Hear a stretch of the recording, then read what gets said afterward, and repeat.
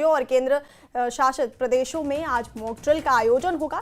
ये mock drill operation shield के तहत की जाएगी। मॉक ड्रिल जम्मू कश्मीर, पंजाब, राजस्थान, गुजरात, हरियाणा और केंद्र शासित प्रदेश चंडीगढ़ में आयोजित की जाएगी।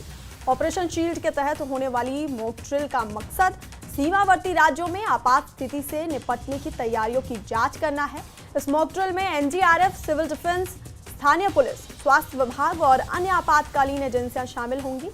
पहले ये मॉक ड्रिल 29 मई को होना था, लेकिन इसे स्थगित कर दिया गया था। अब इसे आज किया जाएगा। तो बड़ी खबर इस वक्त की आपको बता रहे हैं, पाकिस्तान की सीमा से लगे राज्यों और केंद्र शासित प्रदेशों में आज मॉक ड्रिल का आयोजन होगा।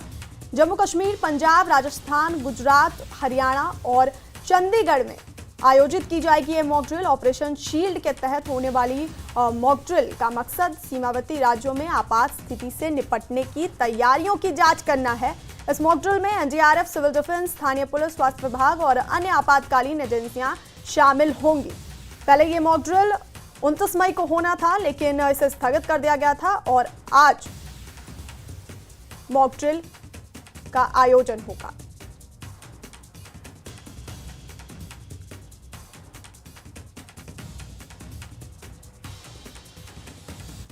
हिमाचल के